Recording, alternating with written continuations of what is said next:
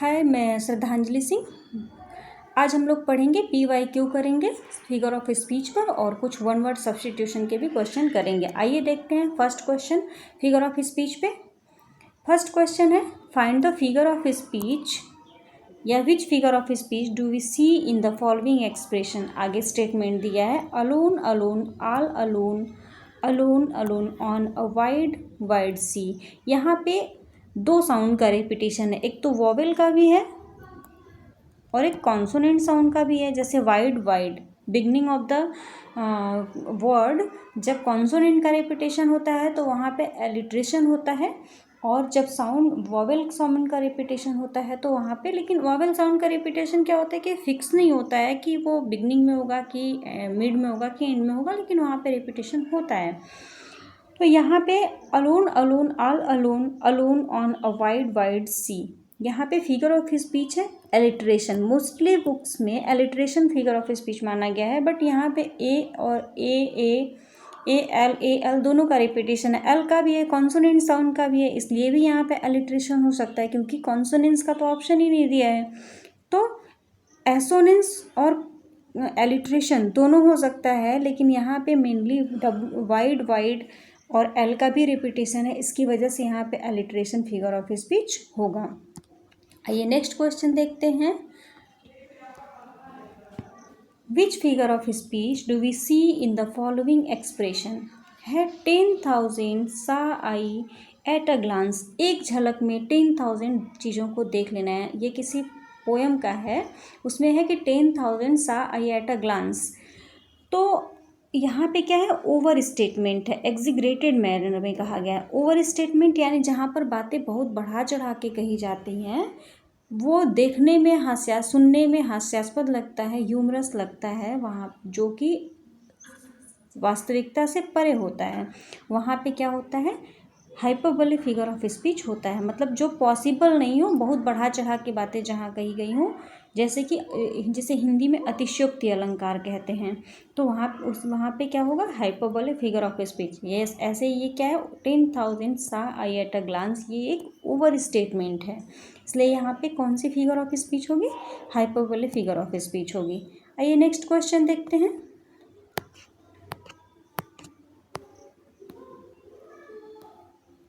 Next है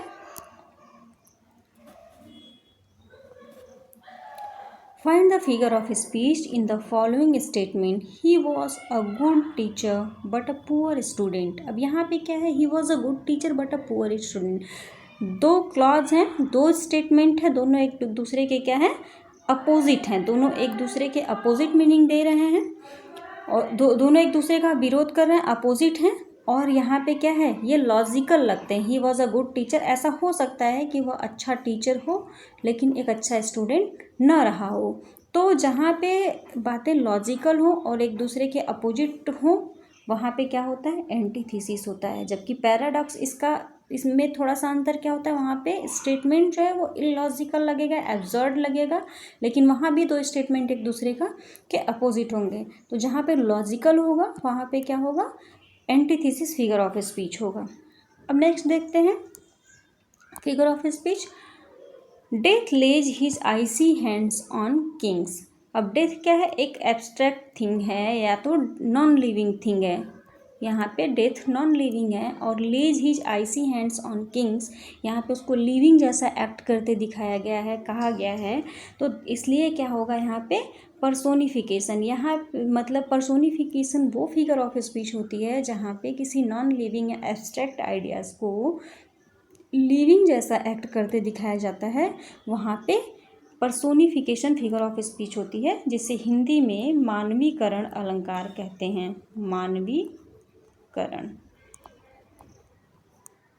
मानवीकरण अलंकार कहते हैं। अब नेक्स्ट क्वेश्चन देखते हैं। द फिगर ऑफ स्पीच इन, मतलब कि जो स्टेटमेंट दिया है उसमें फिगर ऑफ स्पीच कौन सा होगा। ओ माई लव इज लाइक, यहाँ पे लाइक होगा, न कि एम होगा, यहाँ पे लाइक है।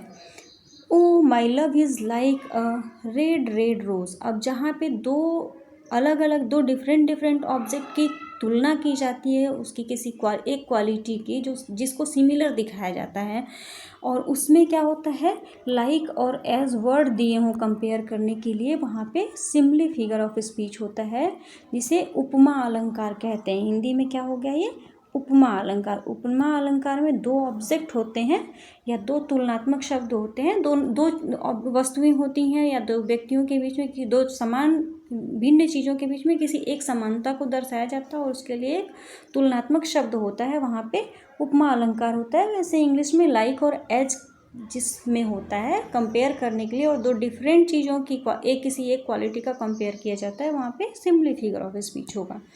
नेक्स्ट देखते हैं question number 6।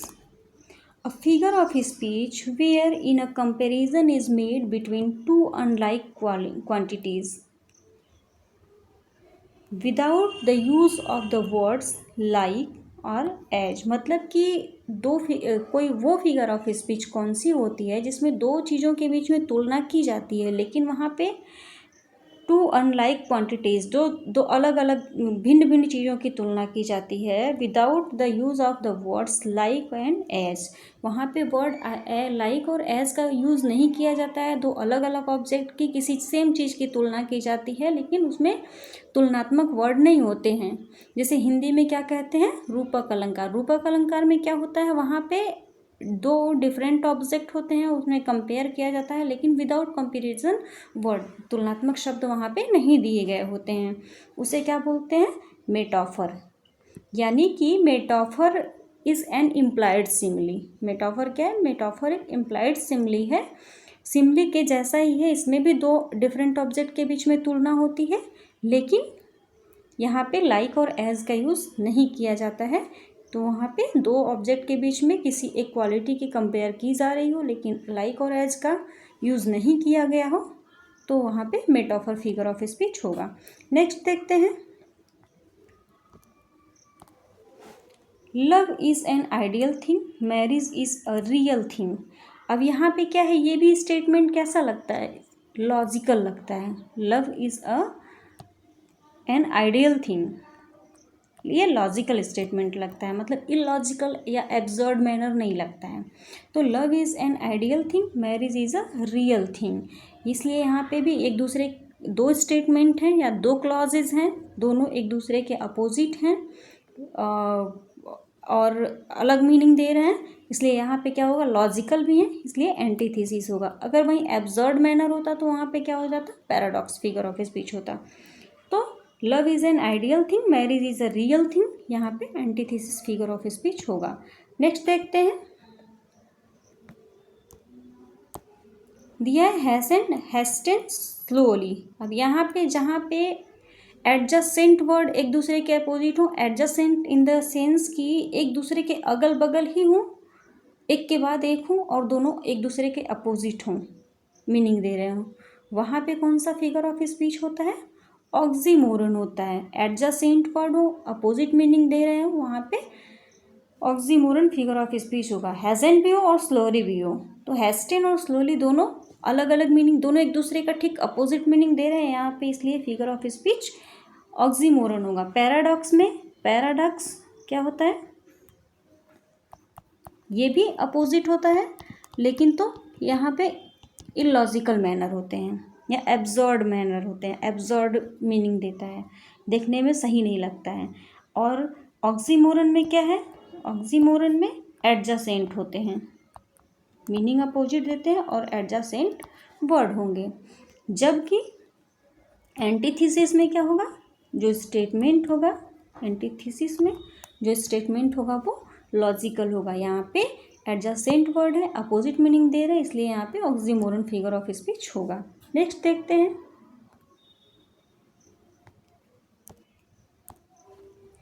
Milton thou shouldst be living at this hour, इसमें कौन सी फिगर ऑफ स्पीच होगा find the figure of speech in the given statement. अब पर्सोनिफिकेशन क्या है पर्सोनिफिकेशन तो हो नहीं सकता क्योंकि पर्सोनिफिकेशन में लिविंग नॉन लिविंग को लिविंग जैसा एक्ट करते दिखाया जाता है। मेटाफर नहीं हो सकता क्योंकि यहाँ पे दो डिफरेंट ऑब्जेक्ट के बीच में कंपेयर नहीं किया जा रहा है इसलिए यहाँ पे क्या है मेटाफर नहीं हो सकता। ओनोमेटोपोइया क्यों नहीं हो सकता? ओनोमेटोपिया इसलिए नहीं हो सकता क्योंकि ओनोमेटोपिया में कोई ऐसे साउंड होता है जिससे किसी वस्तु की, किसी चीज़ का पता चलता है कि ये किसका साउंड है। वो उसके साउंड के हिसाब से वो प्रेजेंट करता है, रिप्रेजेंट करता है कि ये किसका साउंड है, उस थिंग का, उस पर्सन का, उस लिविंग का पता चलता है। अब बचता है 3, तो ऐसे ही कट गए। अब बचा एपोस्ट्रॉफी फिगर ऑफ स्पीच। हाँ, तो यहाँ पे एपोस्ट्रॉफी फिगर ऑफ स्पीच होगा। पहले तो क्या है, मिल्टन के बाद यहाँ पे एक्सक्लेमेशन मार्क लगा है, इसलिए एपोस्ट्रॉफी मार्क लगा है, इसलिए भी एपोस्ट्रॉफी फिगर ऑफ स्पीच होगा। और डायरेक्टली जब रिप्रेजेंट किया जाता है, डेथ पर्सन को डायरेक्टली प्रेजेंट किया जाता है, वहाँ पे कौन सा फिगर ऑफ स्पीच होता है? एपोस्ट्रॉफी फिगर ऑफ स्पीच होता है। डायरेक्टली किसी भी डेड पर्सन को या एब्स्ट्रैक्ट आइडिया को प्रेजेंट किया जाता है, वहाँ पे क्या होता है?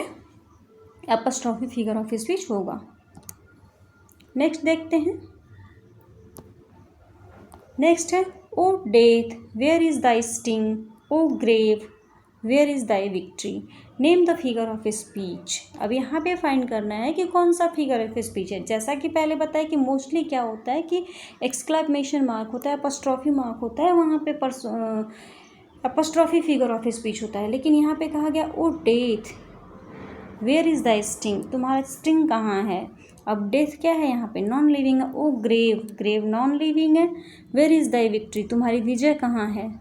तो इसको यहाँ पे डेथ को, ग्रेव को लिविंग जैसा ट्रीट किया गया है, उसको लिविंग जैसे बताया गया है, एक्ट करते हुए दिखाया गया है, लिविंग जैसे इंट्रोड्यूस किया गया है, इसलिए यहाँ पे एपोस्ट्रॉफी ना होके पर्सोनिफिकेशन फिगर ऑफ स्पीच होगा। नेक्स्ट देखते हैं question number 11। He is an honourable villain. अब यहाँ पे क्या है, दोनों विलेन और ऑनरेबल एक दूसरे के क्या हैं? एडजेसेंट वर्ड हैं।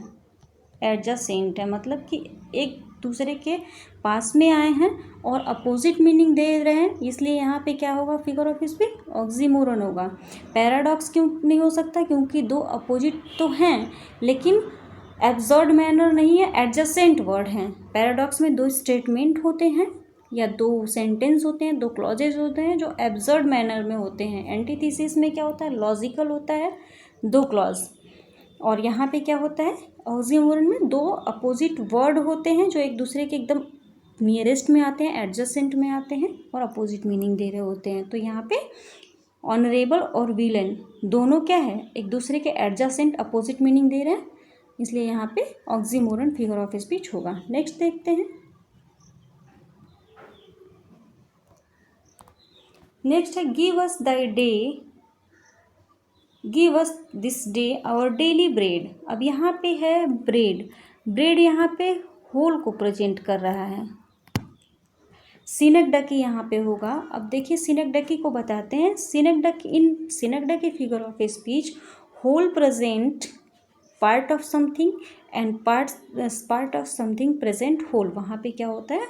सिनेक्डकी फिगर ऑफ स्पीच होता है। अब यहाँ पे ब्रेड का सेंस है लाइवलीहुड, जीवन यापन, या तो कह सकते हैं कि ब्रेड से सेंस देता है पूरे फूड का, भोजन का। ब्रेड से केवल एक रोटी से मतलब नहीं है, यहाँ पे जीविका से मतलब है और फूड से मतलब है। तो यहाँ पे क्या है? पार्ट प्रेजेंट द होल, ये एक छोटा सा पार्ट आके बड़ी मीनिंग दे रहा है यहाँ पे, जहाँ पे होल किसी चीज़ का one part presenting the whole meaning या इंडिकेटिंग द होल मीनिंग, वहाँ पे क्या होता है? सिनेक्डकी फिगर ऑफ स्पीच होता है। अब नेक्स्ट देखते हैं question number 13। We had nothing to do and we did it very well. अब यहाँ पे क्या है कि जब हमारे पास करने के लिए कुछ नहीं था और we did it very well, और मैंने इसे अच्छे से किया। अब यहाँ पे क्या है? कोई लॉजिक समझ में आ रहा है? We had nothing to do, हमारे पास करने के लिए कुछ नहीं था लेकिन मैंने इसे अच्छे से किया। स्टार्टिंग से बताते आ रहे हैं कि एंटीथेसिस वहाँ होगा जहाँ पे लॉजिकल होगा और पैराडॉक्स क्या होगा? इलॉजिकल होगा। तो यहाँ पे कोई लॉजिकल चीज़ है, we had nothing to do, जब हमारे पास करने को कुछ नहीं था तो हम क्या कर सकते हैं? लेकिन दिया है we did it very well, तो यहाँ पे स्टेटमेंट क्या है? एब्सर्ड लगता है इलॉजिकल लगता है या ह्यूमरस है, तो यहाँ पे पैराडॉक्स फिगर ऑफ स्पीच होगा। नेक्स्ट देखते हैं क्वेश्चन नंबर 14।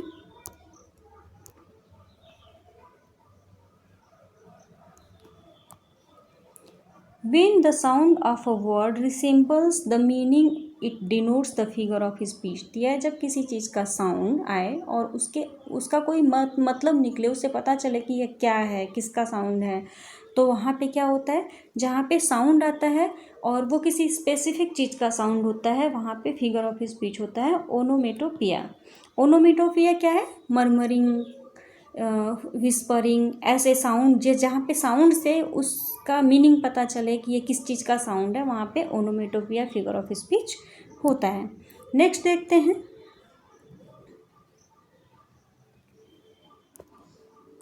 यहाँ पे the repetition of vowel sounds in sequence of near by words is called.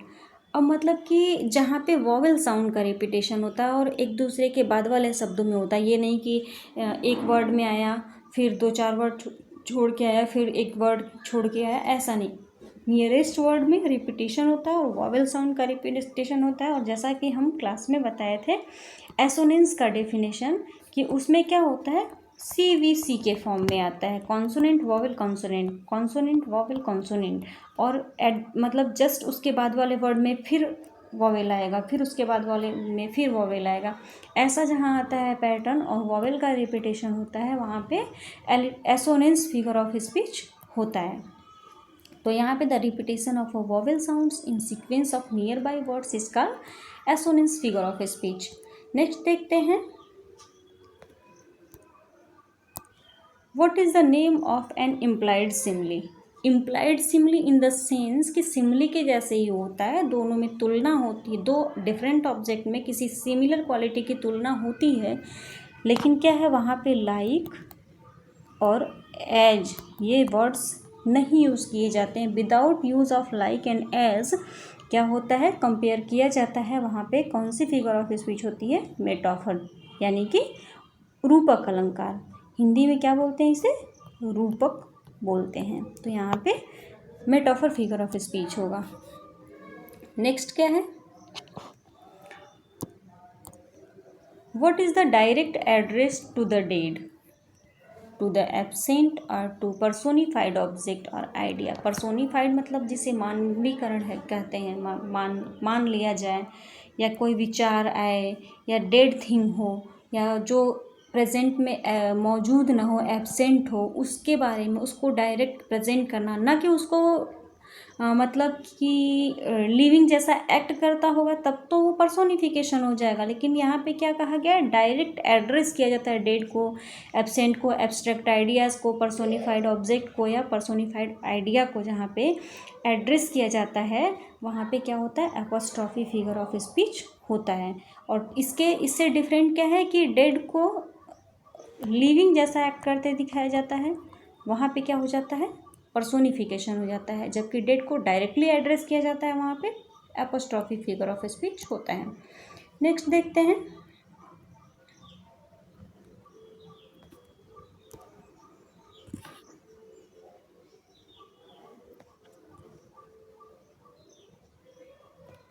Next question है, what a figure of speech has been used in the following line. अब देखते हैं कि आगे जो लाइन दी हुई है उसमें कौन सा फिगर ऑफ स्पीच है। All the perfumes of Arabia can not Sutton this little hand.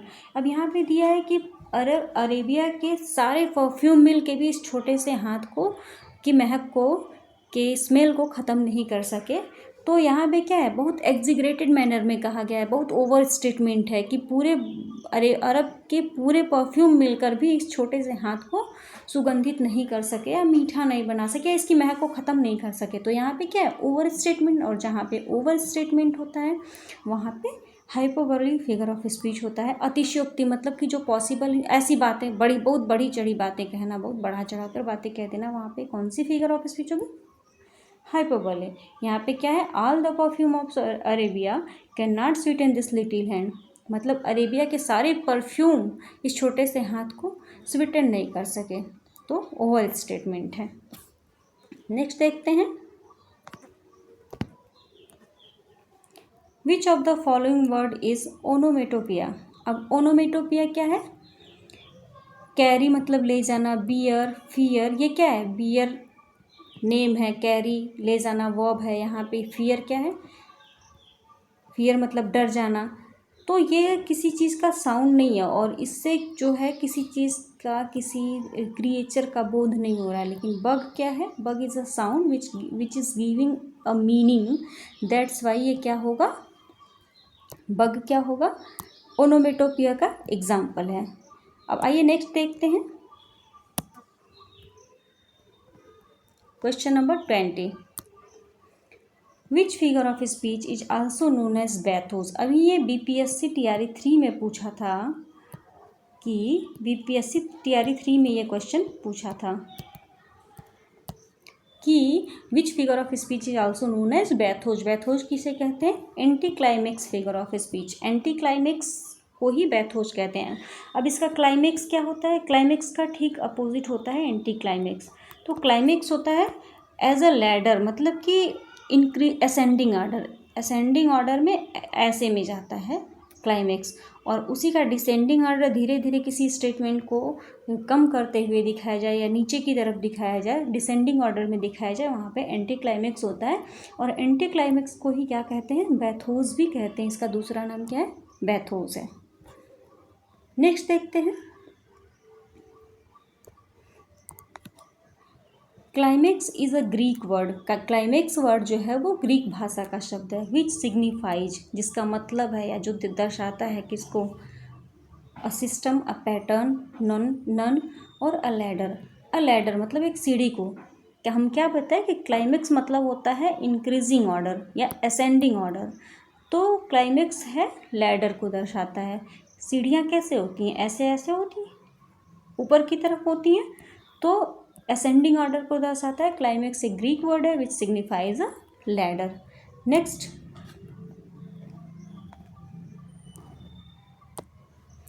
Climax is the series of idea in the order of importance. अब यह क्लाइमेक्स जो है आइडिया का, विचारों का एक श्रेणी है, एक क्रम है। और इन द ऑर्डर ऑफ इम्पॉर्टेंस क्या है? इम्पॉर्टेंस किस ऑर्डर में होते हैं? वहाँ पे असेंडिंग में होते हैं। जबकि डिसेंडिंग में क्या होता है? डिसेंडिंग होगा तो वहाँ पे एंटी क्लाइमेक्स हो जाएगा। डिसेंडिंग होगा तो एंटी क्लाइमेक्स हो जाएगा। और यहाँ पे क्या है? असेंडिंग है। यहाँ पे series of idea in the order of climax को पूछा है तो असेंडिंग ऑर्डर में होगा। नेक्स्ट देखते हैं, नेक्स्ट क्वेश्चन है, what is the figure of speech in which a statement is made emphatic by overstatement. जहाँ पे किसी स्टेटमेंट को इम्फैटिक बनाया जाता है ओवर स्टेटमेंट के द्वारा, वहाँ पे कौन सी फिगर ऑफ स्पीच होती है? ओवर स्टेटमेंट किस में होता है? हाइपरबोले फिगर ऑफ स्पीच में होता है, जहाँ पे बढ़ा चढ़ा कर बातें कही जाती हैं। ओवर स्टेटमेंट देके उसे प्रभावशाली बनाया जाता है, इम्फैटिक बनाया जाता है, वहाँ पे हाइपरबोले फिगर ऑफ स्पीच होता है। नेक्स्ट क्वेश्चन,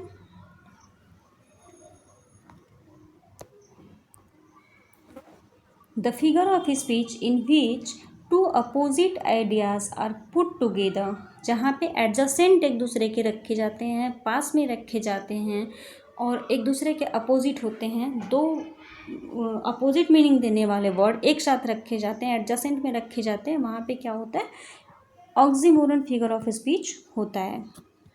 नेक्स्ट देखते हैं, अब कुछ वन वर्ड सब्स्टिट्यूशन के कर लेते हैं। वन वर्ड सब्स्टिट्यूशन का पहला क्वेश्चन है, a building where grain is kept और स्टोर्ड। वो बिल्डिंग जहाँ पे ग्रेन या ग्रेन को क्या किया जाता है? रखा जाता है या स्टोर किया जाता है, उसे क्या कहते हैं? ग्रैनरी। ग्रीनरी नहीं होता है, ग्रैट नहीं होता है, ग्रैंड स्टैंड नहीं होता है, क्या होता है? ग्रैनरी। नेक्स्ट देखते हैं,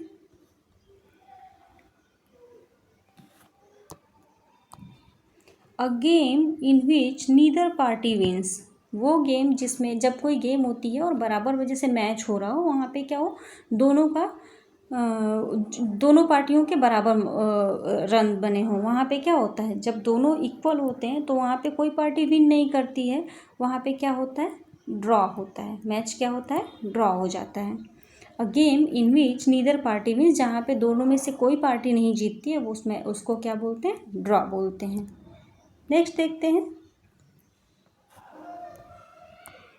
फिक्सियस name used by an author. फिक्सियस name या बोल सकते हैं कि फेक नेम, वो कोई दूसरा नाम अपने जगह पे यूज़ करता है। कोई ऑथर अपना कोई उपनाम देता है किसी लेखनी के लिए, उसे क्या कहते हैं, सीडोनिम कहते हैं। जब कोई ऑथर अपना कोई दूसरा नाम, दूसरे नाम से कोई राइटिंग लिख रहा होता है, उसमें अपने को दूसरे नाम से, मेन नाम को छुपा के दूसरा नाम प्रेजेंट करता है अपना, उस नेम को क्या कहते हैं, सीडोनिम। जैसे एक जॉन सिंह जॉन करके है, यूज़ करते हैं, कोई ऑथर है वो सीडोनिम यूज़ करते हैं, जॉन सिंह जॉन अपने लिए। नेक्स्ट है अ रेमेडी फॉर ऑल डिजीजेज, मतलब कि कोई सभी चीज़ों के लिए, सभी बीमारियों के लिए रेमेडी, उसको क्या बोलते हैं, पैनिसिया। उसके लिए वन वर्ड है पैनिशिया, यानी कि जिसे हिंदी में बोलते हैं रामबाण। सभी बीमारियों के लिए एक इलाज रामबाण बोलते हैं, पैनिशिया। मतलब कि a remedy for all disease is called panacea, one word उसके लिए पैनिशिया। नेक्स्ट है अ सेट ऑफ 20, 20 का एक सेट या समूह, उसको क्या बोलते हैं, स्कोर बोलते हैं। क्या बोलते हैं, स्कोर। नेक्स्ट देखते हैं, ये लास्ट क्वेश्चन है, question number 30। A large number of fish swimming together, ये जहाँ पे बहुत सारी मछलियाँ एक साथ तैर रही हों, एक साथ स्विमिंग कर रही हों, एक ग्रुप में हो, उसे क्या बोलते हैं, शोल बोलते हैं। पैक नहीं बोलते, होड नहीं बोलते, हर्ड नहीं बोलते, क्या बोलते हैं, शोल बोलते हैं। यहाँ पे आज क्लास समाप्त होती है। कल हम लोग पढ़ेंगे क्लॉज और उसके टाइप, और सबऑर्डिनेट क्लॉज और उसके टाइप पढ़ेंगे। धन्यवाद। अगर कंटेंट अच्छा लगे तो प्लीज़ लाइक एंड सब्सक्राइब करिए चैनल को। आगे देखते हैं, नेक्स्ट क्लास डालेंगे क्लॉज पर। धन्यवाद।